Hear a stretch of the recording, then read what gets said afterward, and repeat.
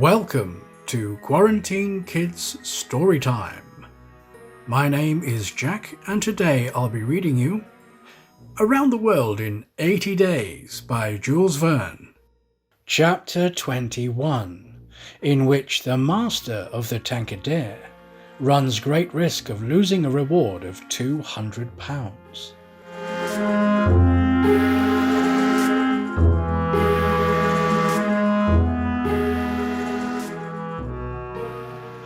This voyage of 800 miles was a perilous venture on a craft of 20 tons, and at that season of the year, the Chinese seas are usually boisterous, subject to terrible gales of wind, and especially during the equinoxes, and it was early November. It would have clearly been to the master's advantage to carry his passengers to Yokohama, since he was paid a certain sum per day, but he would have been rash to attempt such a voyage, and it was imprudent even to attempt to reach Shanghai.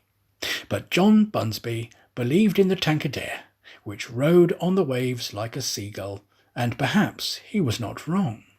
Late in the day they passed through the capricious channels of Hong Kong, and the TANKADERE, impelled by favourable winds, conducted herself admirably. "I do not need pilot," said Phileas Fogg when they got into the open sea, "to advise you to use all possible speed." "Trust me, your honour. We are carrying all the sail the wind will let us. The poles will add nothing, and are only used when we're going into port. It's your trade, not mine, pilot, and I confide in you." Phileas Fogg, with body erect and legs wide apart, standing like a sailor, gazed without staggering at the swelling waters. The young woman, who was seated aft, was profoundly affected as she looked out upon the ocean, darkening now with the twilight, on which she had ventured in so frail a vessel. Above her head rustled the white sails, which seemed like great white wings. The boat, carried forward by the wind, seemed to be flying in the air. Night came. The moon was entering her first quarter, and her insufficient light would soon die out in the mist on the horizon. Clouds were rising from the east, and already overcast a part of the heavens. The pilot had hung out his lights, which was very necessary in these seas crowded with vessels bound landward, for collisions are not uncommon occurrences, and, at the speed he was going, the least shock would shatter the gallant little craft. Fix, seated in the bow, gave himself up to meditation. He kept apart from his fellow travellers, knowing Mr. Fogg's taciturn tastes. Besides, he did not quite like to talk to the man whose favours he had accepted. He was thinking, too, of the future.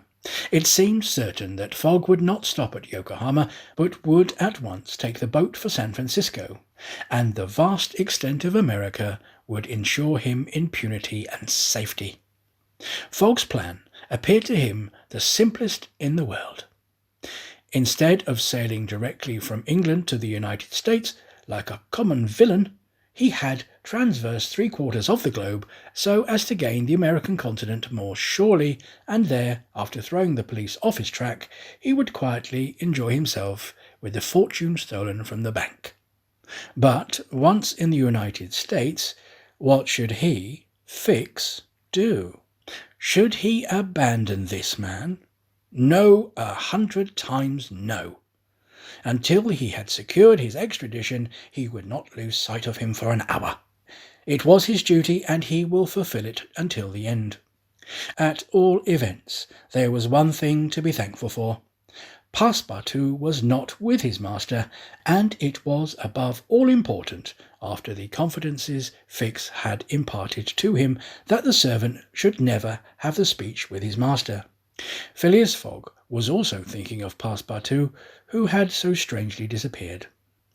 Looking at the matter from every point of view, it seemed not to him impossible that, by some mistake, the man might have embarked on the Carnatic at the last moment, and this was also Aouda's opinion, who regretted very much the loss of the worthy fellow to whom she owed so much.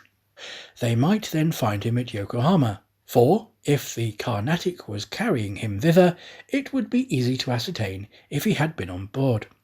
A brisk breeze arose around 10 o'clock, but though it might have been prudent to take in a reef, the pilot, after carefully examining the heavens, let the craft remain rigid as before. The Tankadere bore sail admirably, as she drew a great deal of water, and everything was prepared for high speed in case of a gale. Mr. Fogg and Aouda descended into the cabin at midnight, having been already preceded by Fix, who had lain down on one of the cots. The pilot and crew remained on deck all night. At sunrise the next day, which was 8th November, the boat had made more than 100 miles. The log indicated a mean speed of between 8 and 9 miles. The Tankadere still carried all sail, and was accomplishing her greatest capacity of speed. If the wind held as it was, the chances would be in her favour.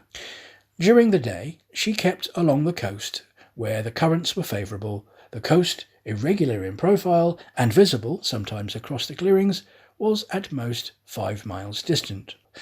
The sea was less boisterous, since the calm wind came off land, a fortunate circumstance for the boat, which would suffer owing to its small tonnage by a strong surge on the sea. The breeze subsided a little towards noon, and set in from the south-west. The pilot put up his poles, and took them down again within 2 hours, as the wind freshened up anew.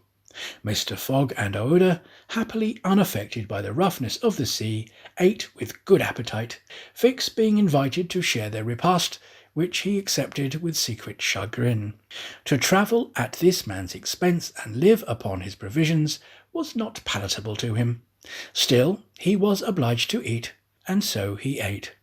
When the meal was over, he took Mr. Fogg apart and said, "Sir," this "sir" scorched his lips, and he had to control himself to avoid collaring this gentleman.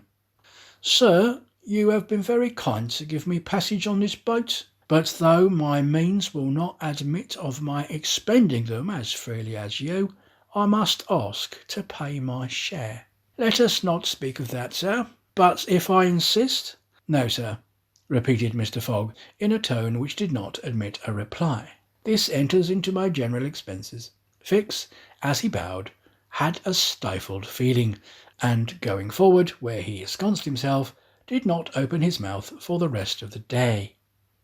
Meanwhile they were progressing famously, and John Bunsby was in high hope. He several times assured Mr. Fogg that they would reach Shanghai in time, to which that gentleman responded that he counted upon it. The crew set to work in good earnest, inspired by the reward to be gained. There was not a sheet which was not tightened, not a sail which was not vigorously hoisted, not a lurch that could not be charged to the man at the helm. They worked as desperately as if they were contesting in a royal yacht regatta. By evening, a log showed that 220 miles had been accomplished from Hong Kong, and Mr. Fogg might hope that he would be able to reach Yokohama without recording any delay in his journal, in which case the many misadventures which had overtaken him since he left London would not seriously affect his journey. The Tankadere entered the Straits of Fo Kien, which separate the island of Formosa from the Chinese coast, in the small hours of the night, and crossed the Tropic of Cancer. The sea was very rough in these straits, full of eddies formed by the countercurrents, and the chopping waves broke her course, whilst it became very difficult to stand on deck. At daybreak the wind began to blow hard again, and the heavens seemed to predict a gale. The barometer announced a speedy change, the mercury rising and falling capriciously. The sea also, in the southwest, raised long surges, which indicated a tempest. The sun had set the evening before in a red mist. In the midst of the phosphorescent scintillations of the ocean, John Bunsby long examined the threatening aspect of the heavens, muttering indistinctly between his teeth. At last he said in a low voice to Mr. Fogg, "Shall I speak out to your honour?" "Of course." "Well, we are going to have a squall." "Is the wind north or south?" "South. Look, a typhoon is coming up." "Glad it's a typhoon from the south, for it will carry us forward." "Oh, if you take it that way, I've nothing more to say." John Bunsby's suspicions were confirmed. At a less advanced season of the year, The typhoon, according to the famous meteorologist, would have passed away like a luminous cascade of electric flame, but in the winter equinox it was to be feared that it would burst upon them with great violence. The pilot took his precautions in advance. He reefed all sail, the pole masts were dispensed with, all hands went forward to the bows. A single triangular sail of strong canvas was hoisted as a storm jib, so as to hold the wind from behind. Then they waited. John Bunsby had requested his passengers to go below, but this imprisonment is so narrow a space, with little air, and the boat bouncing in the gale, was far from pleasant. Neither Mr. Fogg, Fix, nor Aouda consented to leave the deck. The storm of wind and rain descended upon them towards 8 o'clock. With but its bit of sail, the Tankadere was lifted like a feather by the wind, an idea of whose violence can scarcely be given. To compare her speed to 4 times that of a locomotive going on full steam would be below the truth. The boat scudded thus northward during the whole day, borne on by monstrous waves, preserving always, fortunately, a speed equal to theirs. 20 times she seemed almost to be submerged by these mountains of water which rose before her, but the adroit management of the pilot saved her. The passengers were often bathed in spray, but they submitted to it philosophically. Fix cursed it, no doubt, but Aouda, with her eyes fastened upon her protector, whose coolness amazed her, showed herself worthy of him, and bravely weathered the storm.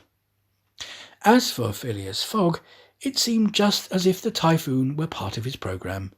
Up to this time the Tankadere had always held her course to the north, but towards evening the wind, veering 3/4, bore down from the north-west. The boat, now lying in the trough of the waves, shook and rolled terribly. The seas struck her with fierce violence. At night the tempest increased in violence. John Bunsby saw the approach of darkness and the rising of the storm with dark misgivings. He thought a while, and then asked his crew if it was not time to slacken speed. After a consultation he approached Mr. Fogg and said, "I think, your honour, that we should do well to make for one of the ports on the coast." "I think so too." "Ah, but which one?" "I know but of one, and that is Shanghai." The pilot, at first, did not seem to comprehend. He could scarcely realize so much determination and tenacity. Then he cried, "Well, yes, your honour is right, to Shanghai." So the Tankadere kept steadily on her northward track. The night was really terrible.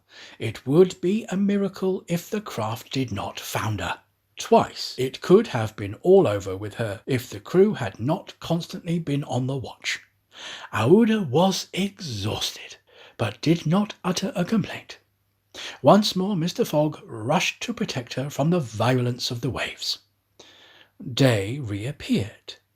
The tempest still raged with undiminished fury, but the wind now returned to the southwest. It was a favourable change, and the Tankadere again bounded forward on this mountainous sea, though the waves crossed each other and imparted shocks and counter-shocks which would have crushed a craft less solidly built. From time to time the coast was visible through the broken mist, but no vessel was in sight. The Tankadere was alone upon the sea. There were some signs of calm at noon, and these became more distinct as the sun descended towards the horizon. The tempest had been as brief as terrific. The passengers, thoroughly exhausted, could now eat a little and take some repose. The night was comparatively quiet. Some of the sails were again hoisted, and the speed of the boat was very good. The next morning at dawn they espied the coast, and John Bunsby was able to assert that they were not 100 miles from Shanghai.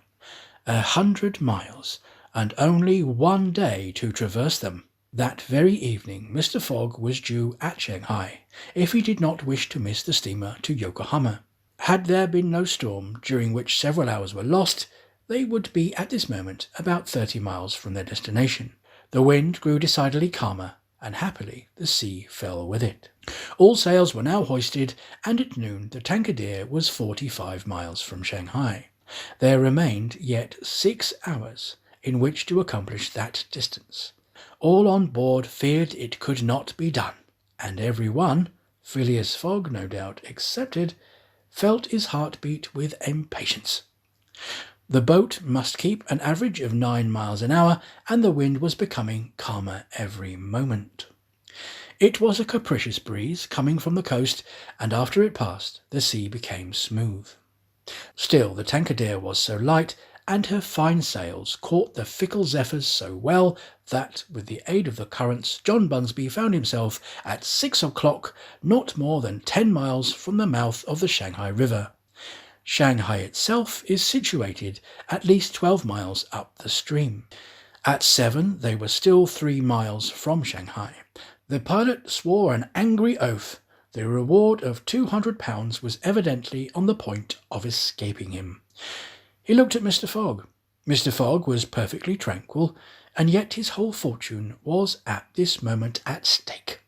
At this moment also, a long black funnel, crowned with wreaths of smoke, appeared on the edge of the waters.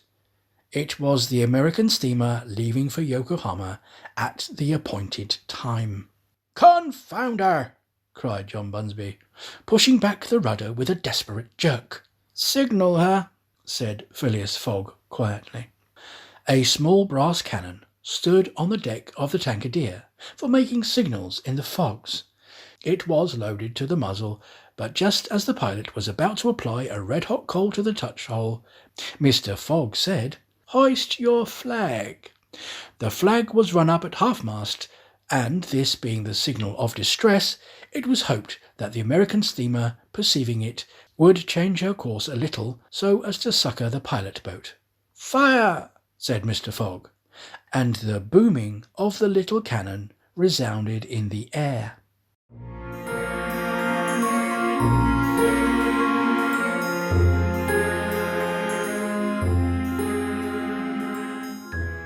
That was Chapter 21 of Around the World in 80 Days by Jules Verne, read by me, Jack, for Quarantine Kids Storytime. Join me again soon for Chapter 22, in which Passepartout finds out that, even at the Antipodes, it is convenient to have some money in one's pocket. Thanks again for listening, and goodbye.